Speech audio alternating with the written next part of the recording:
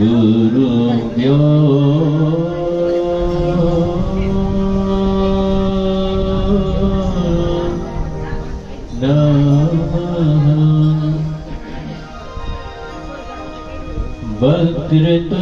वक्रतुंड महाकाय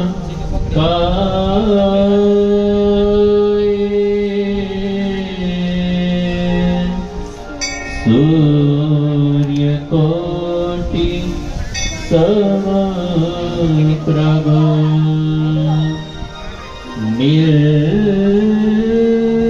निर्विघ्नं कुरु मे देव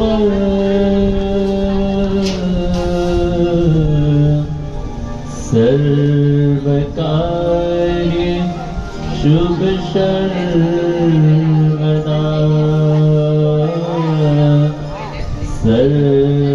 सर्वकार्य शुभ सर्वदा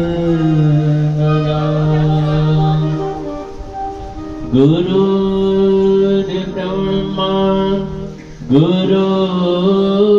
गुरुर्विष्णु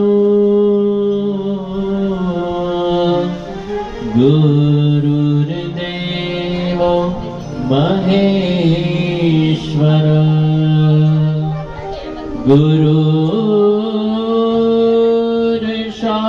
गुरुर्साक्षात् परब्रह्म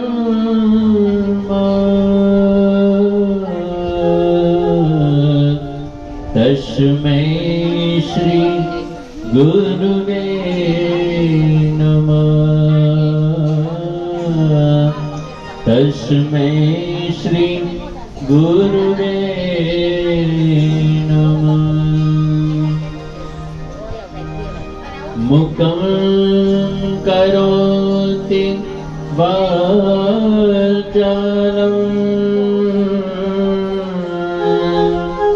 पंगुलं गयते गिरिं यत्कृपा तमहं वन्दे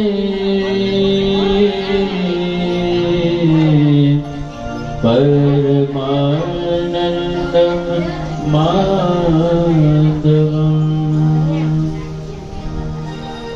सरस्वती माता स्वर दीजिए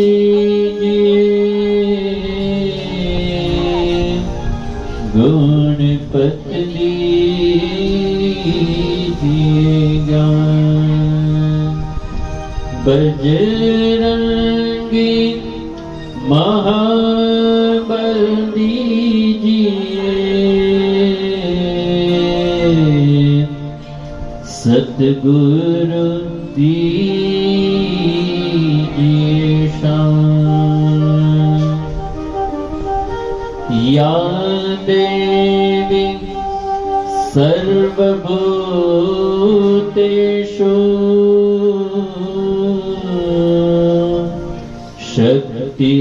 शक्तिरूपेण संस्थिता नमस्तस्यै नमस्तस्यै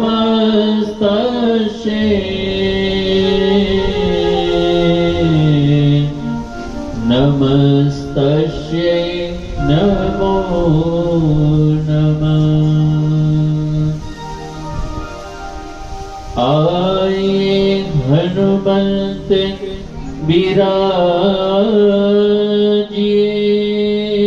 विराजिए कथा कहूँ मति अनुसार प्रेम सहित गादी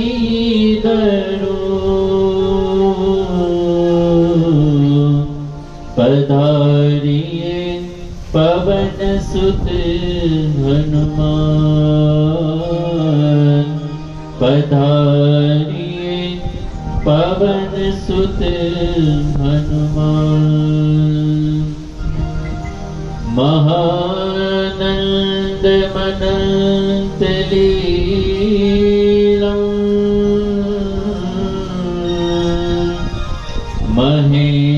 ईश्वरं सर्वविभुं महानतं गौरीप्रियं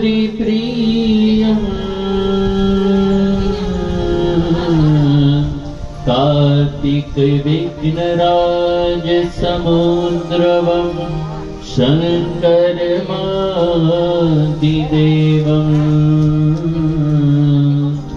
समुद्रवं शङ्करमादिदेवम्।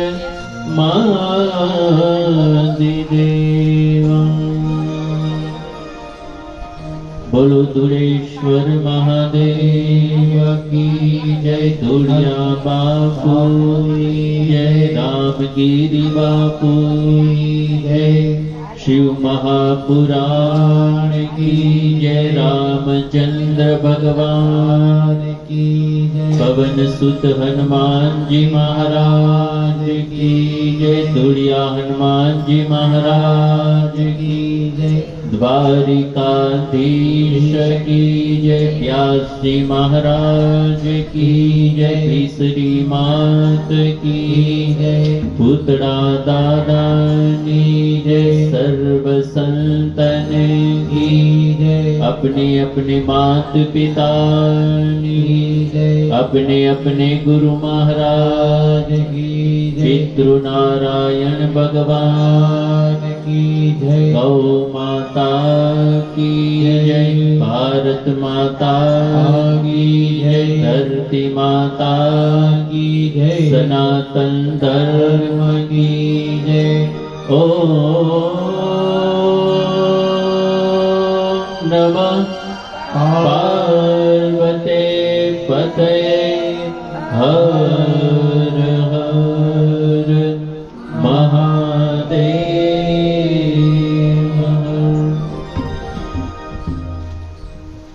આજના અંતિમ પ્રહર આજે 9મા દિવસની કથાની અંદર આપણે પ્રવેશ કરીએ એ પહેલા આજે મંગળવાર છે તો ધુળિયા હનુમાનજી મહારાજના ચરણોમાં હનુમાન ચાલીસાનો પાઠ કરીશું। ત્યાર પછી 2 મિનિટ હરિનામ કીર્તન કરી અને આજની આ કથાની અંદર આપણે પ્રવેશ કરીશું। તો જે કોઈ ભક્તજનોને હનુમાન ચાલીસાનો પાઠ આવડે એ સાથે ગાજો। श्री गुरु चरण सरोज रज निज मन मुकुर सुधार। बरनउ रघुवर विमल यशु जो दायक फल चार। बुद्धिहीन तनु जानिके सुमिरहो पवन कुमार। बल बुद्धि विद्या देहु मुनि हरहु कलेश विकार। जय हनुमान ज्ञान गुण सागर। जय कपीसति लोक उजागर। रामदूत अतुलित बलधामा। अंजनी पुत्र पवन सुत नाम। महावीर विक्रम बजरंगी। सुमति निवार सुमति के संगी। कंचन वरण विराज सुबेसा। कानन कुंडल कुंचित केसा। हाथ वज्र और ध्वजा विराजे। कांधे मूंज जनेऊ साजे। शंकर सुवन केसरी नंदन। तेज प्रताप महाजगवंदन। विद्यावान बुद्धि अति चातुर। राम काज करिबे को आतुर। प्रभु चरित्र सुनिबे को रसिया। राम लखन सीता मन बसिया। सूक्ष्म रूप धरि सियहि दिखावा। विकट रूप धरि लंक जलावा। भीम रूप धरि असुर संहारे। रामचंद्र के काज सवारे। लाय सजीवन लखन जियारे। श्री रघुवीर हर्ष उर लाए। रघुपति की बहुत बड़ाई, तुम मम प्रिय भरत सम भाई। शास्त्र बदन तुम्हारो यश गावे, अस कहि श्रीपति कंठ लगावे। सैद्धांतिक ब्रह्मांड मुनीषा, नारद शारद सहित अहिंसा। यम कुबेर दिक्पाल जहाते, कवि कोविद कहि सके कहाते। तुम उपकार सुग्रीवहि कीन्हा, राम मिलाए राजपद दीना। तुम्हारो मंत्र विभीषण वाला, लंकेश्वर भय सब जग जाना। जुग सहस्त्र योजन पर भानु, लील्यो ताहि मधुर फल जान। प्रभु मुद्रिका मेरी मुख माहि, जल दिलांग गए अचरज नाहि। दुर्गम काज जगत के जेते, सुगम अनुग्रह तुम्हारे तेते। राम दुलारे तुम रखवारे, हो तन आज्ञा बिनु पैसारे। सब सुख लगे तुम्हारी शरणा, तुम रक्षक काहू को डरना। आपन तेज सहारो आपे, तीनों लोक हाथ से कापे। भूत पिशाच निकट नहीं आवे, महावीर जब नाम सुनाए। नासे रोग हरे सब पीरा, जपत निरंतर हनुमत वीरा। संकट से हनुमान छुड़ावे, मन क्रम वचन ध्यान जो लावे। सब पर राम तपस्वी राजा, जिनके काज सकल तुम साजा। और मनोरथ जो कोई लावे, सोई अमित जीवन फल पावे। चारों युग प्रताप तुम्हारा, है प्रसिद्ध जगत उजियारा। साधु संत के तुम रखवारे, असुर निकंदन राम दुलारे। अष्ट सिद्धि नव निधि के दाता, असबर दीन जानकी माता। राम रसायन तुम्हारे पासा, सदा रहो रघुपति के दासा। तुम्हारे भजन राम को गावे, जन्म जन्म के दुख बिसरावे। अंत काल रघुबरपुर जाई, जहाँ जन्म हरि भक्त कहाई। और देवता चीतन धरणी, हनुमत से ही सर्व सुख करणी। संकट कटे मिटे सब पीरा, जो सुमिरे हनुमत बलबीरा। जय जय जय हनुमान गोसाई, कृपा करो गुरुदेव की नाई। जो शत बार पाठ कर कोई, छूटहि बंदी महासुख होई।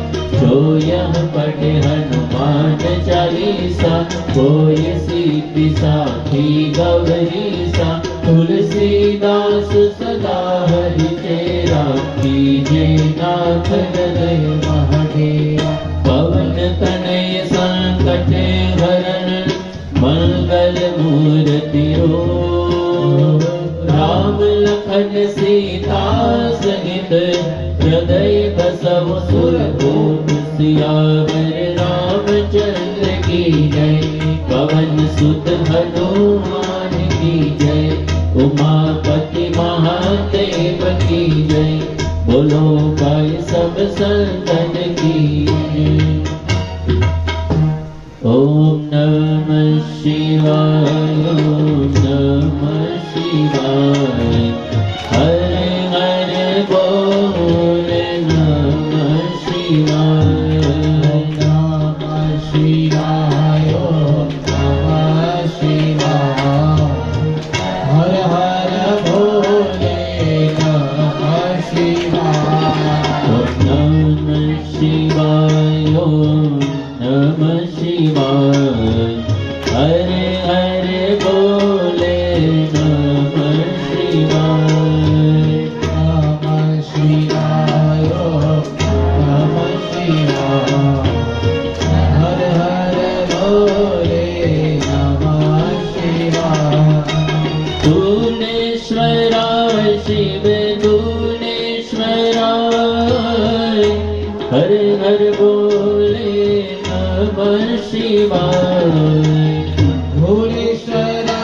शिव धूलेश्वराय हर हर भोले नमः शिवाय धूलेश्वराय शिव धूलेश्वराय हरे हर बोले नमः शिवाय धूलेश्वराय शिव धूलेश्वराय हर हर भोले नमः शिवाय नमः शिवाय नमः शिवाय हरे हरे बोले नमः शिवाय नमः शिवाय नमः शिवाय हर हर भोले नमः शिवाय विश्वेश्वराय शिव विश्वेश्वराय हरे हर बोले नमः शिवाय विश्वेश्वराय शिव विश्वेश्वराय हर हर भोले नमः शिवाय विश्वेश्वराय शिव विश्वेश्वराय हरे हर बोले नमः शिवाय विश्वेश्वराय शिव विश्वेश्वराय हर हर भोले नमः शिवाय ओम नमः शिवाय ओम नमः शिवाय हरे हरे बोले नमः शिवाय नमः शिवाय नमः शिवाय हर हर भोले नमः शिवाय कनकेश्वराय शिव कनकेश्वराय हरे हर बोले नमः शिवाय कनकेश्वराय शिव कनकेश्वराय हर हर भोले नमः शिवाय हे कनकेश्वराय शिव कनकेश्वराय हरे हर बोले नमः शिवाय कनकेश्वराय शिव कनकेश्वराय हर हर भोले नमः शिवाय ओम नमः शिवाय ओम नमः शिवाय हरे हरे बोले नमः शिवाय ओम नमः शिवाय नमः शिवाय हर हर भोले नमः शिवाय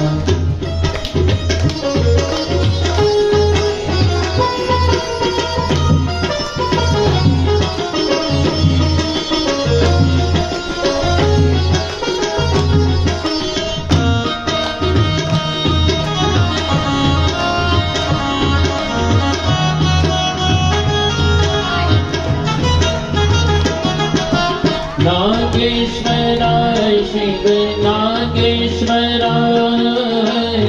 हरे हर बोले नमः शिवाय नागेश्वराय शिव नागेश्वराय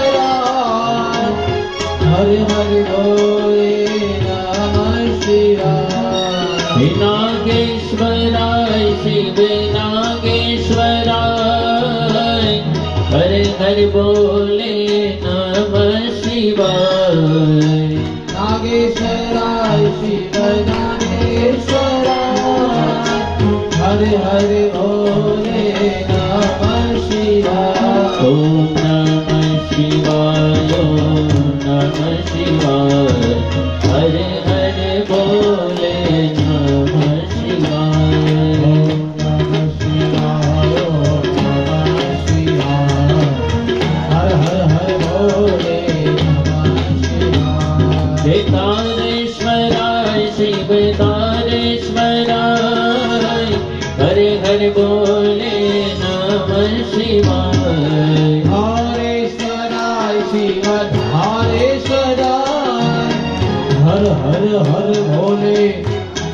શિવાય તારેશ્વરાય શિવ તારેશ્વરાય હરે હરે બોલે નમઃ શિવાય તારેશ્વરાય શિવ તારેશ્વરાય હર હર બોલે નમઃ શિવાય નમઃ શિવાય ઓમ નમઃ શિવાય હરે હરે બોલે નમઃ શિવાય ઓમ નમઃ શિવાય ઓમ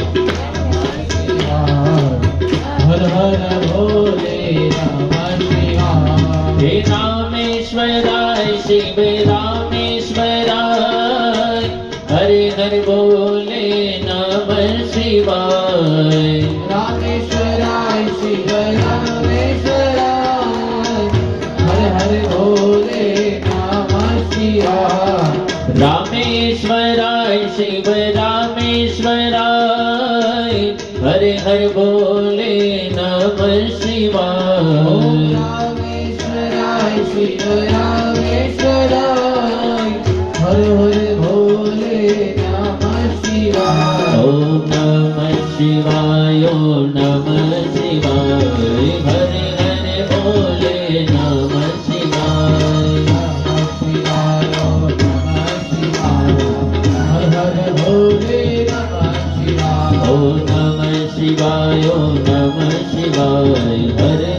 બોલે નમઃ શિવાય ઓમ નમઃ શિવાય ઓમ નમઃ શિવાય હરે હરે બોલે નમઃ શિવાય કામેશ્વરાય શિવ કામેશ્વરાય હરે હરે બોલે નમઃ શિવાય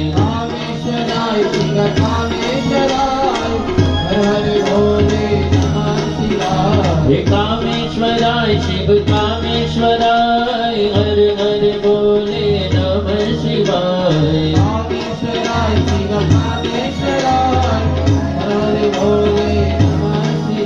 ઓ નમઃ શિવાય ઓ નમઃ શિવાય હરે હરે બોલે નમઃ શિવાય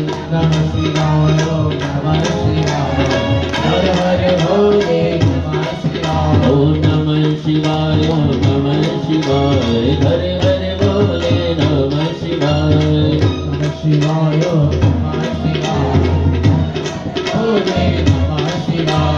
હરે હરે બોલે નમઃ શિવાય હરે હરે બોલે નમઃ શિવાય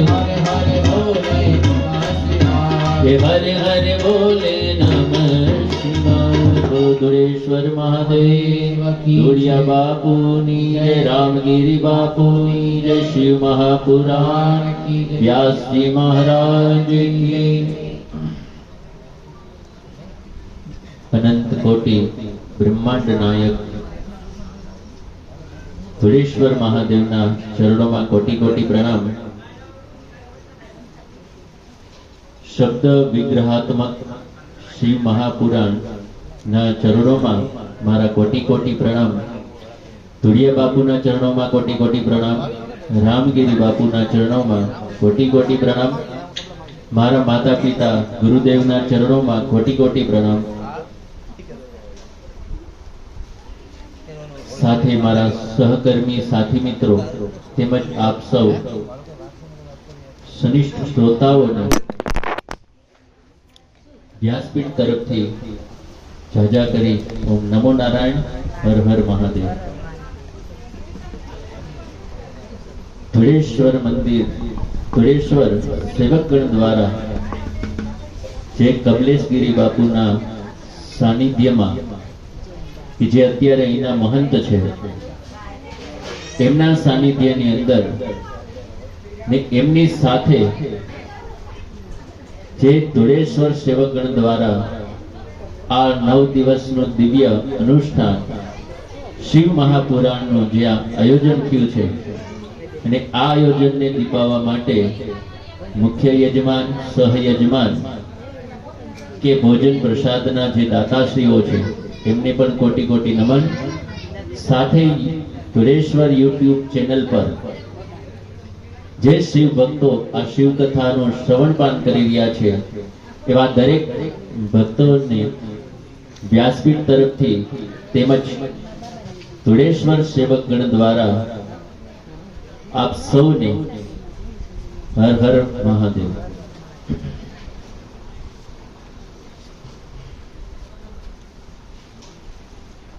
શિવ કથા કે જે આજે આ શિવધારાનો પ્રવાહ વહેતો વહેતો આજે 9મા દિવસે અહીંયા પહોંચી ગયો છે કે પહેલા દિવસે જ્યારે આપણે પોથી પધરાવી એ સમયે જે આનંદ ઉલ્લાસ અને એ જ ધારા વહેતી વહેતી અત્યારે આ અંતિમ પડાવ ઉપર આવી ગઈ છે. કારણ કે કથાની ક્યારે સમાપ્તિ થતી નથી કે ક્યારે પૂર્ણાહુતિ પણ થતી નથી. કથાને કેવલ વિરામ દઈ શકાય એવી આ શિવ ધારા ને આ ધારા તો હર જગ્યાએ વહેતી રહી છે. આજે અહીંયા છે, કાલે બીજે. આ પ્રવાહ નિરંતર ગંગાજી જેમ વહેતા રહે છે એવી જ રીતે આ શિવ ધારા કે જે શિવના મુખમાંથી જે નીકળેલી ગંગા અને એ આ ગંગા શિવ ધારાનો પ્રવાહ પણ નિરંતર વહેતો રહી છે એવી આ શિવ કથા કે જે આ શિવ કથા શ્રવણ કરવાથી વ્યક્તિને પોતાના જીવનની અંદર કંઈક ને કંઈક સંકલ્પ સાથે આ અનુષ્ઠાનને ત્યારે જ સફળ થયું કહેવાય કે જ્યારે કંઈક ને કંઈક એ સંકલ્પ લઈ પોતાની અંદર જીવનની અંદર જે કઈ આદતો છે, કુટેવો છે, એમાંનું કંઈક દૂર કરવા માટે એ કંઈક સંકલ્પ લઈ ત્યારે આ કથા સફળ થઈ કહેવાય. કારણ કે આ દેવતાઓ માટે પણ દુર્લભ છે એવી કથા છે આ શિવ કથા. શિવ ત્યારે જ આપને પ્રાપ્ત થાય કે શિવ કથાને આપણે શ્રવણપાન તો કરીએ એકાગ્ર થઈને, પણ આપણા મનની અંદર જ્યાં સુધી રાગ, દ્વેષ, ઈર્ષા, અહંકાર આ જ્યાં સુધી આપણે મનની અંદર આ વિકારો છે, વાસનાઓ છે, અને એ જ્યાં સુધી દિલ એ દૂર ન થાય ત્યાં સુધી આ જીવ શિવને પામી શકે નહીં. કારણ કે કામ, ક્રોધ, લોભ, ઈર્ષા, રાગ, દ્વેષ આ જે કાંઈ છે આપણા બુદ્ધિ ઉપરના આવરણ છે, અને એ જ્યારે પડદો લાગી જાય આવરણ, અને એ પડ જ્યારે લાગી જાય છે કામ, ક્રોધનું ને, ત્યારે બુદ્ધિને સાચો માર્ગ જડતો જ નથી. સુખી થવા માટે અનેક પ્રયત્ન કરે છે, પણ સુખી થવા માટેનો એ સાચો માર્ગ ગોતી શકતા નથી. કારણ કે એના ઉપર કામ, ક્રોધ, અહંકારનો જ્યાં સુધી આવરણ છે ત્યાં સુધી એ બુદ્ધિ સતમાર્ગ ઉપર આવી શકે નહીં. અને જ્યાં સુધી એ બુદ્ધિ સદબુદ્ધિ ન બને ત્યાં સુધી આ જીવ શિવ ન બની શકે. પણ એ બુદ્ધિને જ્યારે સદબુદ્ધિ કરવી હોય તો એવા કોઈ ગુરુના આશ્રય આપણે જઈએ કે કોઈ સદગુરુનો આશરો લઈએ, એવા સમયે આપણે આ જીવ કે જે દુર્બુદ્ધિ છે એ સદબુદ્ધિ બને, અને સદબુદ્ધિ દ્વારા જ આ જીવ શિવને પામી શકે. કારણ કે શિવની ઉપાસના વગર શિવની પ્રાપ્તિ થતી નથી. તપસ્યા કરો, સાધના કરો, બધું જ કરો, પણ જ્યાં સુધી મનનું અંતઃકરણ નિર્મળ ન બને ત્યાં સુધી આ આવરણો જ્યાં સુધી હટે નહીં ત્યાં સુધી તપસ્યા કરી પણ બેકાર છે. એ સાધનાનું પણ કઈ ફળ મળે નહીં. પછી તમે ગમે એવી કદાચ કઠોર સાધના કરો, પણ જ્યાં સુધી આપણા જીવનની અંદર રાગ, દ્વેષ છે કે ઈર્ષા છે ત્યાં સુધી આપણે એ તપસ્યાનું ફળ મળતું નથી. પણ જ્યારે શિવની સમૃદ્ધિ પ્રાપ્ત કરવી હોય તો આ બધા જ આવરણો હટાવી શિવને પ્રાપ્ત કરવા માટે કોઈ સદગુરુનો આશ્રય લઈ અને આપણે જ્યારે એના કીધેલા માર્ગ ઉપર ચાલીએ ત્યારે આ જીવાત્મા શિવાત્મા બની શકે.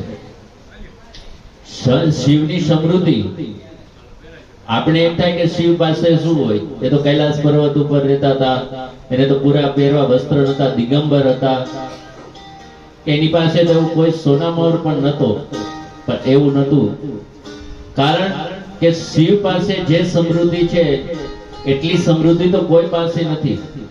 અને એટલા માટે જ્યારે શિવે પોતાના મિત્ર કુબેરને જ્યારે બનાવ્યા, એ કુબેર પણ શિવની સાધના કરી, શિવની ઉપાસના કરી અને શિવની કૃપા મેળવી અને શિવની સમૃદ્ધિ પ્રાપ્ત કરી હતી. જો શિવ પાસે હોત જ નહીં તો એ ક્યાંથી આપત. એટલા માટે તો આપણે કહીએ છીએ કે ચપટી ભભૂત મેં હે ખજાના કુબેર કા. કારણ કે ચપટી ભભૂતની અંદર પણ એટલો જ ખજાનો છુપાયેલો છે. પણ એ કુબેરની જ્યારે ઈર્ષા કરીને રાવણે પણ એની નકલ કરીને જ્યારે ઉપાસના કરી હતી, ત્યારે આ કુબેર શિવ તત્વને જાણી ગયો તો, પણ રાવણ છે એ શિવ તત્વને જાણી નતો શક્યો. ભલે એને કઠોર તપસ્યા કરી હતી, પણ શું કર્યું હતું કે કુબેરની એને નકલ કરી હતી. ઉપાસના કરી શિવની ચોક્કસ, પણ એને શિવની જે કુબેરે જે તપસ્યા કરી એવી એને નકલ કરી, ત્યારે એ શિવ તત્વને ન જાણી શક્યો. ભલે શિવ એના ઉપર પ્રસન્ન થયા, પણ શિવ તત્વને ન જાણી શક્યો. એટલા માટે એની પાસે લાંબો સમય સુધી સંપત્તિ રહી નહીં. સોનાની લંકા હતી, બધું જ ઐશ્વર્ય હતું, પણ છતાંય કારણ કે શિવ તત્વને જેને જાણી લીધા હોય, એના મનની અંદર ક્યારે અહંકાર ન હોય, એના મનની અંદર ક્યારે રાગ દ્વેષ કે ઈર્ષા ન હોય. એ સમૃદ્ધિ હોય તો પણ એ એવા જ ભાવથી એ શિવને ભજે, અને કદાચ ન હોય તો પણ એ જ ભાવથી શિવને ભજે. કારણ કે જે શિવ તત્વને જાણી જાય એના મનની અંદર ક્યારે રાગ દ્વેષ હોય નહીં. પણ આ બુદ્ધિ જ્યાં સુધી દુર્ગ માર્ગે જઈને સુખી થવા માટેના પ્રયત્ન કરે, ત્યાં સુધી આ બધું વ્યર્થ છે. પણ જ્યારે કોઈ મહાપુરુષ સત્પુરુષનો આપણે આશ્રય લઈએ, એના શરણે જઈએ, અને એ જ્યારે આપણા ઉપર કૃપા કરે, એવા સમયે જ આપણે આ જીવને શિવ બનવાની તક મળે. ને એ ત્યારે જ એ શિવ તત્વને જાણી શકે. અને એ પણ ક્યારેક આવા કોઈ સત્કાર્ય થતા હોય, કોઈ સત્સંગ થતા હોય, અને એની અંદર આપણે જઈ અને શ્રવણ કરીએ, અને શ્રવણ કર્યા પછી પણ આપણા જીવનની અંદર જ્યારે ઉતારીએ, ત્યારે આ કથા પણ સાર્થક થઈ કહેવાય. અને ત્યાર પછી આપણે શિવ તત્વને જાણીએ, એ પછી તમે એને મેળવવા માટે જે ઉપાસના કરો છો કે જે સાધના કરો છો, એ પણ તેવી સફળ કહેવાય. અને ત્યાર પછી જ આ જીવ શિવ બની શકે. આપણે 12 જ્યોતિર્લિંગ કે જેમાં સોમનાથ કે જે સૌથી મુખ્ય જ્યોતિર્લિંગમાં આવે સોમનાથ. સોમનો અર્થ થાય ચંદ્ર, અને સોમેશ્વર જ્યોતિર્લિંગ કે જ્યાં આ જ્યોતિર્લિંગ ત્યારે સ્થાપવામાં આવ્યું કે એવા સમયે કે જ્યારે રાજા દક્ષે પોતાની 27 કન્યાઓ એ ચંદ્ર સાથે એમના લગ્ન કરાવ્યા પછી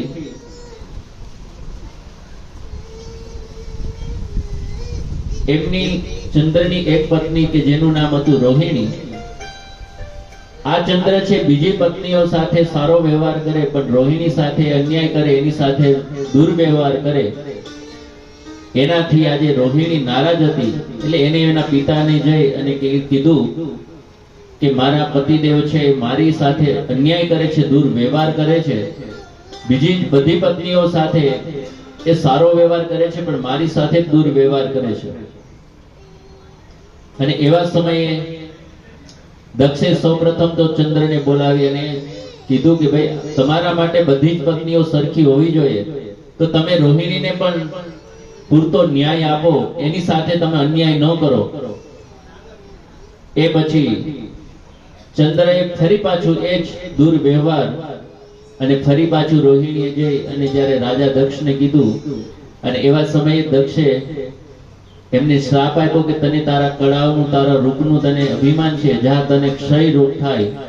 અને એ પછી જ્યારે એની કળાઓ બધી ક્ષય થઈ ગઈ, એવા સમયે બધા દેવતાઓએ જઈ બ્રહ્માજીને કીધું કે આનો કઈ ઉપાય બતાવો.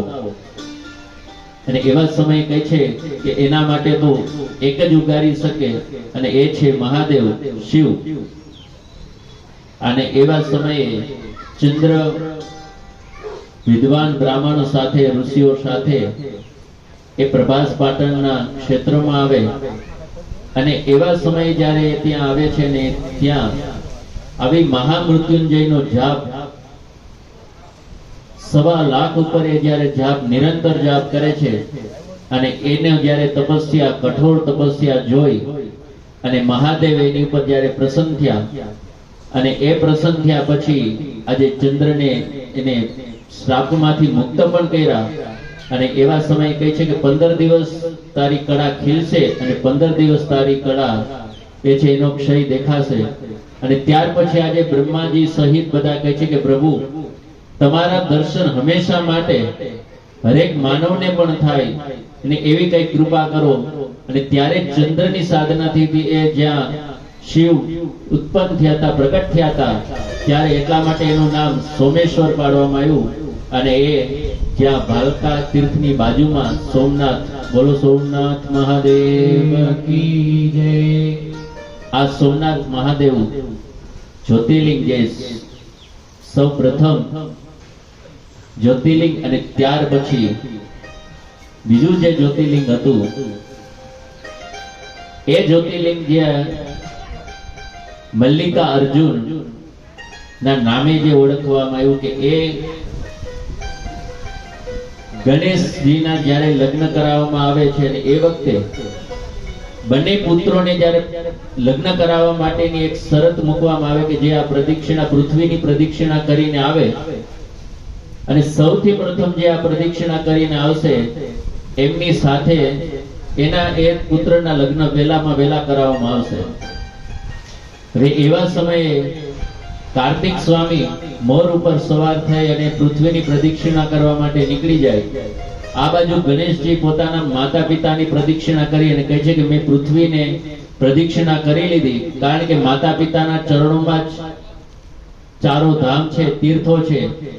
અને એ પછી એ ગણેશજીના જ્યારે લગ્ન કરાવવામાં આવ્યા અને એને ત્યાં પણ જ્યારે સંતાન થઈ ગયા, અને એ પછી કાર્તિક સ્વામી ત્યારે આવ્યા, પ્રદક્ષિણા કરી. અને નારદજીએ એ વખતે કીધું કે તમારા કરતા પણ શિવ અને પાર્વતીજીને ગણેશજી વધારે પ્રિય છે, કારણ કે એટલા માટે એને તમને મોકલી અને પાછળથી એને ગણેશજીના લગ્ન કરાવી દીધા. આ વાત જોઈ અને આજે કાર્તિક સ્વામીને દુઃખ થાય, અને એ ત્યાં કૈલાસ પર્વત ઉપર રહેતા નથી, શિવ પાર્વતી સાથે રહેતા નથી, અને ત્યાંથી ક્રોંચ પર્વત ઉપર જઈ અને વસવાટ કરે. આ બાજુ પાર્વતીજીને પુત્ર વિયોગ થયો, એટલે એને મહાદેવને કીધું કે મારે કાર્તિક સ્વામીને મળવા માટે જવું છે, મારે એને મનાવવા છે. અને એવા સમયે મહાદેવ અને પાર્વતીજી ત્યાં આવે, અને જ્યાં એ વખતે ત્યાં આવે છે ત્યારે એમને જોઈ કાર્તિક સ્વામી ત્યાંથી પણ દૂર ભયા જાય છે. અને એવા સમયે મા પાર્વતી અને મહાદેવ એમને મનાવે છે. અને એવા સમયે એવું કહેવાય છે કે અમાસનો સમય આવે ત્યારે મહાદેવ એમને મળવા માટે ત્યાં આવે છે, દર્શન દે છે. અને પૂનમનો જ્યારે સમય આવે છે ત્યારે પાર્વતીજી ત્યાં આવી અને દર્શન આપે છે. અને એ સમયે કાર્તિક સ્વામીને જ્યારે મનાવવા માટે આવ્યા હતા, અને ત્યારે શિવ અને પાર્વતીની એને પૂજા કરી કે તમે મારા માતા પિતા છો, પણ કાયમ માટે તમારા દર્શન બધા કરી શકે માટે તમે અહીંયા જ રોકાઓ. અને એવા સમયે ત્યાં જે જ્યોતિર્લિંગ સ્થાપવામાં આવ્યું એ હતું મલ્લિકા અર્જુન. મલ્લિકાનો અર્થ થાય શક્તિ, કે જે પાર્વતીના નામે, ને અર્જુન કે જેનો અર્થ થાય શિવ. આ મલ્લિકા અર્જુન નામે જ્યોતિર્લિંગ એ ક્રોંચ પર્વત ઉપર સ્થાપવામાં આવ્યું. એ પછી સુતજી મહારાજ કહે છે કે ત્રીજું જ્યોતિર્લિંગ જે હતું એ મહાકાલેશ્વરના નામે ઓળખાય છે. અને ત્યાં પણ બધા જ ભક્તો મહાકાલેશ્વરના દર્શન કરવા માટે જાય છે, કે જે ઉજ્જૈન નગરની અંદર અવંતિકા નગરી અને એની અંદર વેદપ્રિય નામનો જે બ્રાહ્મણ, ને આ બ્રાહ્મણ પણ શિવ ભક્ત, એટલે કાયમ માટે પાર્થિવ શિવલિંગ બનાવે, એમની પૂજા કરે, એની અર્ચના કરે, કાયમ માટેનો એ જ ક્રમ એનો ત્રિકાલ સંધ્યા કરે. અને શિવ ભક્ત ને એ શિવ ભક્તને ત્યાં 4 પુત્ર થયા અને એમના દીકરાઓ પણ શિવ ભક્ત થયા. એટલે એ પણ મહાદેવની નિરંતર શિવ પૂજા કરે, પાર્થિવ શિવલિંગ બનાવી અને એમની કાયમ માટે એ જ પૂજા કરે. અને એવા સમયે બહારથી જે બીજા રાજાઓ હતા અને એ અવંતિકા નગરી ઉપર જ્યારે યુદ્ધ કરવા માટે આવે ત્યારે બીજા જે બ્રાહ્મણો હતા એ રાજાથી બચવા માટે બધા નાસવા લાગ્યા, એકબીજા ભાગદોડ કરવા લાગ્યા. ત્યારે આ ચારેય ભાઈઓ કહે છે કે તમે ચિંતા કરો માં, મહાદેવ આપણી રક્ષા કરશે. અને એવા સમયે એ ચારેય ભાઈઓ પાર્થિવ શિવલિંગની ત્યારે એ સમયે પૂજા કરે. ને જ્યારે પૂજા કરે છે ને એની ઘણા સમય સુધી એની તપસ્યા જોઈ અને મહાદેવ ત્યાં પ્રસન્ન થયા, એમની સામે પ્રગટ થયા અને સૌપ્રથમ એને મહાકાલનું રૂપ લીધું અને મહાકાલના રૂપ લઈ અને બધા જ રાજાઓનો એને નાશ કર્યો. ત્યારે સૌપ્રથમ એ મહાકાલેશ્વરના નામે ત્યાં સ્થાપિત થયા. એ પછી સુતજી મહારાજ કહે છે કે ચંદ્રસેન નામનો જે રાજા, અને એ રાજાને ત્યાં એમના એક મિત્ર મણિભદ્ર, કે આ મણિભદ્ર નામના જે રાજા એના મિત્ર હતા, ને એને એક સોમતક મણિ કે જે કૌસ્તુભિક મણિ હોય કે જેની અંદર કરોડો ચંદ્રનો પ્રકાશ હોય એટલું તેજ, ને એવી એ ચિંતામણી એ રાજાને ભેટમાં આપે. કાયમ માટે ચંદ્રસેન રાજા પોતાના ગળાની અંદર પહેરે, ભરી સભામાં આવે. હવે આ જોઈ અને બીજા જે રાજાઓ આવે એ બધાને એ મણિ જોઈ અને ઈર્ષા આવે કે આ મણિ આપણી પાસે હોય તો આપણી રાજ્યની શોભા વધી જાય. અને રાજ્યની શોભા વધી જાય એ જોઈ અને બીજા રાજાઓએ વિચાર્યું કે આપણે એમ કરીએ આ ચંદ્રસેનને આપણે મારી નાખીએ અને એ મણિ જે છે એ આપણે લઈ પણ લઈએ અને આ રાજ્ય પણ આપણે લઈ લઈએ. એ વખતે બીજા બધા જ રાજાઓ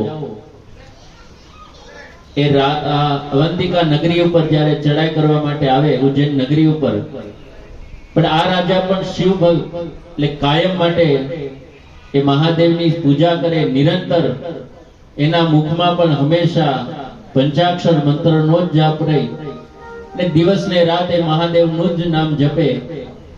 અને એવા સમયે જ્યારે મહાકાલેશ્વરની એ સમયે પૂજા કરી રહ્યા હતા અને રાજાઓ જ્યારે એની ત્યાં ચડાઈ કરવા માટે આવ્યા અને એ વખતે પણ મહાદેવે એમની રક્ષા કરી.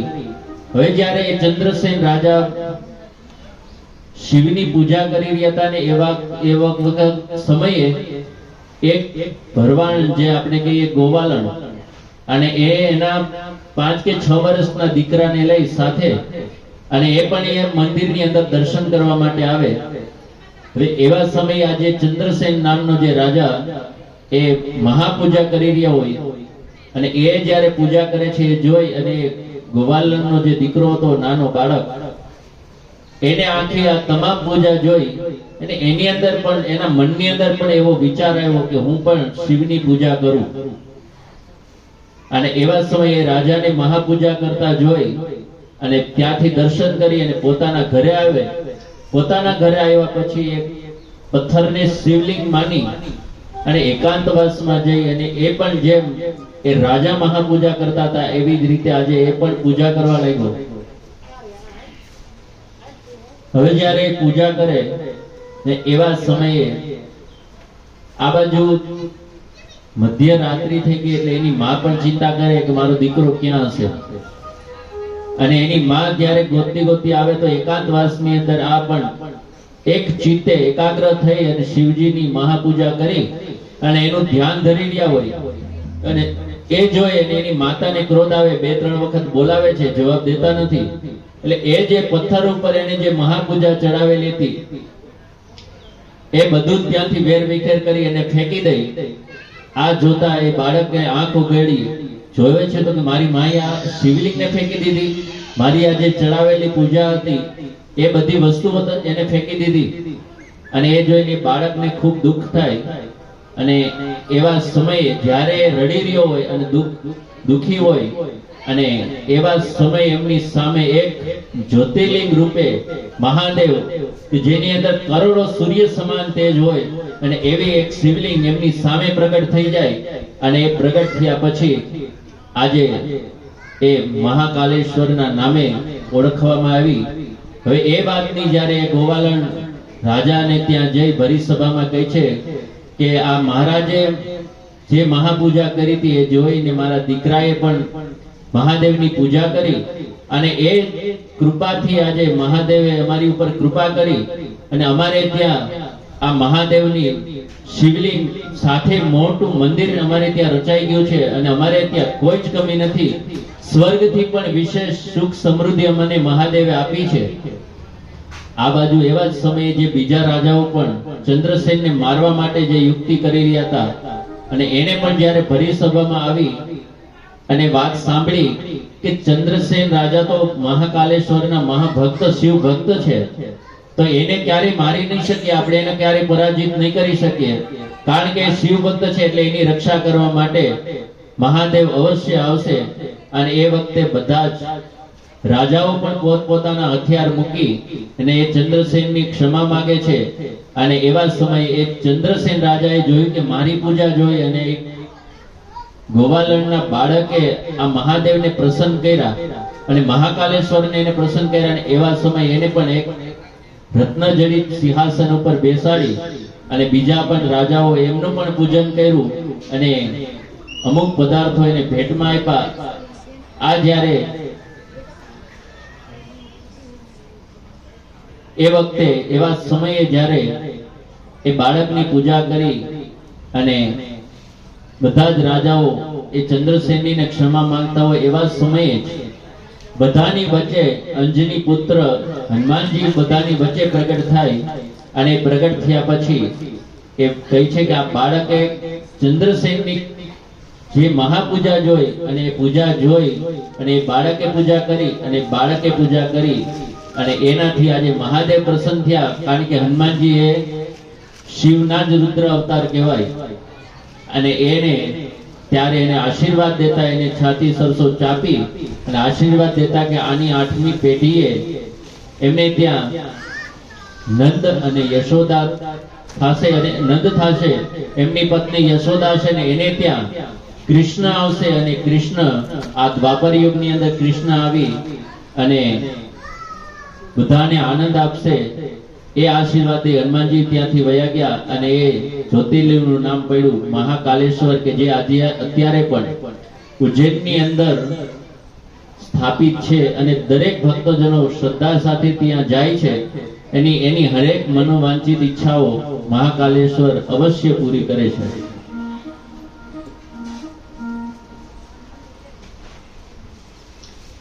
ત્યાર પછી સુતજી મહારાજ કહે છે કે ચોથી જ્યોતિર્લિંગ છે એ ઓમકારેશ્વરના નામે ઓળખાવી.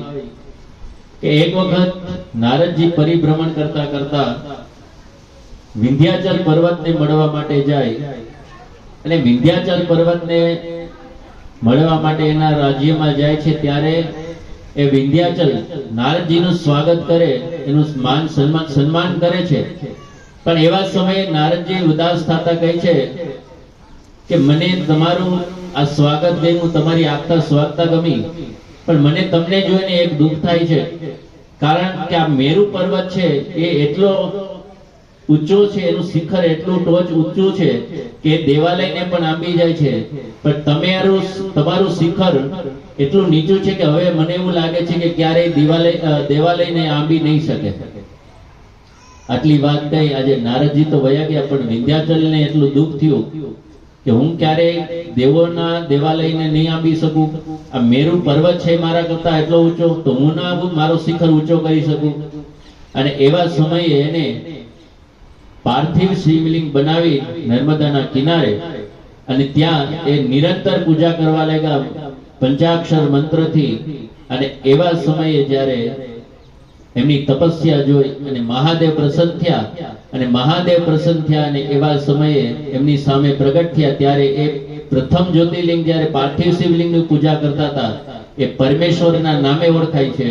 પણ ત્યારે એ જ્યારે પ્રસન્ન થયા અને એવા સમયે દેવતાઓ બ્રહ્માજી સહિત આવી કહે છે કે પ્રભુ, તમે અત્યારે જે આ જ્યોતિર્લિંગ રૂપે તમે અહીંયા પ્રગટ થયા છો, તો અમને બધાને કાયમ માટે તમારા દર્શન થાય, અને તમારું સ્વરૂપ અત્યારે ઓમકાર જેવું દેખાય છે. કારણ કે અહીંયા ઓમ મંત્રથી જે કોઈ જાપ કરે તો પણ તમારી કૃપા એના ઉપર અવશ્ય વરસે છે. અને એવા સમયે જે પાર્થિવ શિવલિંગથી પૂજતા હતા એ વિંધ્યાચલ, એ પરમેશ્વરના નામે, અને બીજી જે જ્યોતિર્લિંગના નામે જે શિવલિંગ હતી એ ઓમકારેશ્વરના નામે પૂજાવા લાગી. ત્યાર પછી પાંચમું જ્યોતિર્લિંગ જે કહેવાય કે કેદારેશ્વર, કે બદ્રિકા વનની અંદર જે નર અને નારાયણ મહાદેવની શિવલિંગની પાર્થિવ પૂજા કરે રોજ માટે, અને એ જ્યારે પૂજા કરે છે એવા સમયે એમની પણ તપસ્યા જોઈ અને મહાદેવ પ્રસન્ન થાય, અને મહાદેવ એની ઉપર પ્રસન્ન થયા પછી એ નર ને નારાયણ કહે છે કે પ્રભુ, તમારા દર્શન કાયમ માટે થાય. અને એવા સમયે કેદાર એટલા માટે પડે છે કે કેદારનો અર્થ એવો થાય કે જે જલની નજીક છે, જલની સમીપ છે એવા. અને નર નારાયણ કહે છે કે અહીંથી જે સરોવર નીકળે, અને અત્યારે પણ જે એમ કહેવાય છે કે ત્યાંના જે સરોવર માંથી કોઈ પાણી પણ પીવે તો એને મુક્તિ મળી જાય અને ફરી પાછો જન્મ લેવો પડતો નથી. આ એવી કેદારેશ્વરની જ્યોતિર્લિંગ કે નરને નારાયણ કહે છે કે પ્રભુ, અમને દર્શન થયા, એવી રીતે જ આગળ જતા બધા ભક્તજનોને દર્શન થાય. એવા સમય બદ્રિકા વનની અંદર એ કેદાર જ્યોતિર્લિંગના નામે ઓળખાય. અને એવી જ રીતે કે જે પાંડવો ગુપ્તવાસમાં હતા, અને એવા સમયે ભીમને અને બધા પાંડવોને પણ કાયમ માટે પાર્થિવ શિવલિંગ બનાવે અને શિવની પૂજા કરે નિરંતર. ને એ નિરંતર પૂજા કરે. એક સમય એવો આવ્યો કે આજુબાજુમાં ક્યાંય શિવાલય જોવા માટે મળ્યું નહીં, અને એવા જ્યારે ભીમ એ શિવલિંગ શોધવા માટે જાય, અને ત્યારે મહાદેવ પરીક્ષા લેવા માટે પાડાનું રૂપ લઈ અને ધરતીની અંદર એનું માથું એવું મારે કે ત્યાંથી એનું માથું મસ્તક છે નેપાળની અંદર જાય છે, અને એનું પૂંછડું પાછળનો ભાગ જ્યારે બહાર હોય એ વખતે ભીમ ઓળખી જાય કે આ તો ખરેખર મહાદેવ છે. અને એ વખતે કેદારેશ્વર જે જ્યોતિર્લિંગના નામે ઓળખીએ છીએ, એ પાંડવોએ પણ ત્યાં મહાદેવની પૂજા કરી અને એને પ્રસન્ન કર્યા કે પ્રભુ, તમે પણ અહીંયા કાયમ માટે રહ્યો.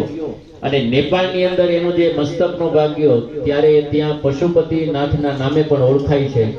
એ આ જ્યોતિર્લિંગ કે જે કેદારેશ્વર પાંચમું જ્યોતિર્લિંગ કરે તો પણ મહાદેવની કૃપા અવશ્ય વરસે છે. આપણે જઈ નથી શકતા, છતાંય કોઈ કદાચ મહાદેવની સાચા ભાવથી પણ કોઈ પૂજા કરે તો એવા એમની માનતા રાખો કે એમના દર્શન કરવા માટે જાઓ, ત્યારે તમારી તપસ્યાની પરીક્ષા તો પરમાત્મા કોઈ ના કોઈ રૂપે લઈ જ છે. જેવી રીતે નામદેવ હતા, તો નામદેવને પણ એને કીધું હતું હું તને 100 વખત દર્શન આપીશ જો તું ઓળખી લે તો. અને દર્શન 100 વખત આપીશ એવું તો કીધું, પણ ભગવાન એની પરીક્ષા લેવા માટે કોઈક વખત સાધુના રૂપમાં આવે, કોઈ સંન્યાસીના રૂપમાં, કોઈ વખત બ્રાહ્મણના રૂપમાં. જ્યારે જ્યારે આવે ત્યારે એમ કહે કે મહારાજ અત્યારે કઈ જમવાનો સમય નથી, મારી પાસે છે નહીં. ગાય થઈને આવે તો ગાય થઈને આવે ત્યારે પાણી છાંટી અને એને ત્યાંથી ભગાડી દે. પણ જ્યારે છેલ્લી વખત 100મી વખત કૂતરાના રૂપમાં આવ્યા અને એ વખતે નામદેવ ઓળખી ગયા, ત્યારે ભગવાને કીધું કે હવે તો આ છેલ્લો તને દર્શન આપવાનો સમય હતો, અત્યાર સુધી તું ઓળખી ના શક્યો મને. પણ એવી જ રીતે પરમાત્મા તમે જેટલી તપસ્યા કરો છો, અને આમ પણ ઘણા એમ પ્રશ્ન કરે કે મહારાજ અમે ભક્તિ કરીએ તો અમે દુખી હોય, અને જે નથી જ કરતા તો એ વધારે સુખી હોય, એનું શું કારણ? તો પછી જે સુખી છે, જે ભક્તિ નથી કરતા, તો એના કરતા તો એ ભાગ્યશાળી છે કે એ આનંદથી જીવી તો લઈ છે. પણ વાલા, હકીકત જે ભણે છે એના માટે જ પરીક્ષા હોય, અને જે ભણી લીધા પછી પરીક્ષા દઈ એને જ પછી પદવી મળે. એવી જ રીતે કે જેમ નરસિંહ મહેતા હતા, મીરાબાઈ હતા કે તુકારામ હતા, આ બધાએ પણ પરમાત્માને ભજ્યા, પછી પરમાત્માએ એની પણ કસોટી લીધી, અને એના પછી આજે એના ઊંચા સ્થાને છે. કયું કોણ વ્યક્તિ એવો છે કે જે જુનાગઢની અંદર નવાબનું ગામ હતું પણ છતાંય નરસિંહ મહેતાના નામે ઓળખાય છે? અત્યારે બિલખા છે તો બિલખાની અંદર કોઈ બીજાના નામે નકર તો ઘણા રાજા ત્યારે પણ થઈ ગયા છે, પણ એવા સમયે કે જ્યાં પરમાત્માએ કસોટી લીધી ને પાસ થયા, તો એવા સમયે આજે સગરસાને બધા ઓળખે છે. એવી જ રીતે કે જેમ જેમ તમે ભણતા જાવ તેમ જેમ જેમ તમારી તપસ્યા વધતી જાવી, એવી રીતે પરીક્ષા તમારી પરમાત્મા લઈ અને એમાં જો તમે પાસ થાવ ત્યારે તમને ઊંચું પદ મળે, ત્યારે તમે શિવ પદને પામી શકો. કે જેવી રીતે આ ભીમે પણ ભગવાન એની પાડાના રૂપમાં પરીક્ષા લેવા માટે આવ્યા ને ઓળખી ગયા કે આ તો મહાદેવ જ છે. એવી જ રીતે એકનાથજી મહારાજ કે જે આ એકનાથજી મહારાજે પણ એવું પ્રતિજ્ઞા લીધી હતી, સંકલ્પ હતો કે હું ચારે ધામની અંદરથી પાણી એકત્રિત કરીશ, બધી જે સરોવર નદીઓ તીર્થયાત્રામાંથી જઈ પાણી ભેગું કરી અને અંતે હું રામેશ્વરને એ પાણી શિવલિંગ ઉપર ધારાવળ કરીશ. અને એવા સમયે જ્યારે બધા તીર્થમાંથી પાણી લઈ અને આજે 12 કિલોમીટર જ રામેશ્વર દૂર હોય અને એ પણ ઉનાળાના સમયની અંદર ધોમ તડકો, અને એવા સમયે જ્યારે રામેશ્વર પહોંચવાની તૈયારીમાં જતા અને એવા સમય વચ્ચે એક ગધેડો, અને એ ગધેડો પણ એટલો હાંફતો હતો કે આજે પાણીથી તરસતો હતો, એટલો તડફડિયા મારતો હતો પાણી માટે કે એનો હવે બસ જીવ જાય એટલી તૈયારી હતી. અને એવા સમયે આજે એકનાથજી મહારાજે વિચાર કર્યો કે આજુબાજુમાં જો ક્યાંય પાણી હોય તો હું ગોતી આવું અને આ ગધેડાને પાવ. એકનાથજી મહારાજે આજુબાજુમાં બધે જોયું કે તો ક્યાંય જળાશય જોવા મળ્યું નહીં. અને અંતે એકનાથજી મહારાજ વિચાર કરે છે કે હવે શું કરું? જો હું આ જલ રામેશ્વરને સમર્પિત કરવા માટે ચડાવવા માટે હું લઈ આવ્યો છું અને જો આ ગધેડાને પાઈ દઉં તો મારો જે સંકલ્પ છે, પ્રતિજ્ઞા છે, એ પણ પૂરી ન થાય. અને જો હું ગધેડાને પાઈ દઉં પછી એકનાથજી મહારાજે આજે વિચાર કર્યો કે હું રામેશ્વર તો હું ફરી પાછો પણ બધી તીર્થયાત્રા કરી અને પાછું પણ જળ એકત્રિત કરી અને મહાદેવને ચડાવી શકીશ, પણ અત્યારે આ ગધેડો પાણી માટે જે તડપી રહ્યો છે અને એને હું જો પાઈ દઉં તો એના પ્રાણ બચી જાય. અને એવા સમયે કીધું, સાચી ભાવનાથી આજે રામેશ્વરની પ્રાર્થના કરી કહે છે કે હે પ્રભુ, જો હું ખરેખર આ 4 ધામની યાત્રા કરી આ પાણી લઈ જલ લઈને આવ્યો છું, તમને સમર્પિત કરવા માટે આવું છું, અત્યારે અહીંથી 12 કિલોમીટર દૂર છે, પણ વાલા જો કહેવાય છે કે હરેકની અંદર તમારો વાસ છે, તો હું તમારા સુધી તો અત્યારે પહોંચી શકું કે નહીં, પણ જો મારો ખરો ભાવ સાચો ભાવ હોય તો આ હું ગધેડાને પણ જે પાણી પાઉં છું એમાં તમે આ જલનો સ્વીકાર કરજો. અને એમ કહીને જય રામેશ્વર મહાદેવ કહી અને ગધેડાને પાણી પાય છે. અને એવા જ સમયે જય જલ પીતા જ એ ગધેડામાંથી આજે મહાદેવ પ્રગટ થઈ ગયા અને કહે છે કે હું ખરેખર તમારી તપસ્યાથી આજે હું પ્રસન્ન થયો છું, માટે તમે માગો. અને એવા માગો વખતે એકનાથજી મહારાજ કહે છે કે પ્રભુ મારે કાંઈ જ ન જોઈએ, બસ તમારી જે કૃપા છે એ મારા પર અનંત વરસતી રહી. અને એવા સમયે આજે એકનાથજી મહારાજ પણ મહાદેવની સ્તુતિ કરવા લાગ્યા. ગાવો ગાવો પ્રેમ સે ગાવો, ગાવો ગાવો પ્રેમ સે ગાવો, ભાઈઓ ગાવો બહેનો ગાવો, ભાઈઓ ગાઓ બહેનો ગાઓ, અરે ભાઈઓ ગાવો બહેનો ગાવો, ભાઈઓ ગાઓ બહેનો ગાઓ, सब मिलकर गावो आज ओम नमः शिवाय. सब मिलकर गाओ आज ओम नमः शिवाय, सब मिलकर गावो आज ओम नमः शिवाय. ये सब मिलकर गाओ आज ओम नमः शिवाय, हे ओम नमः शिवाय, ओम नमः शिवाय, ओम नमः शिवाय, ओम नमः शिवाय, ओम नमः शिवाय, ओम नमः शिवाय, ओम नमः शिवाय, ओम नमः शिवाय, ओम नमः शिवाय, ओम नमः शिवाय. ओम नमः शिवाय, जय हो. हरि ओम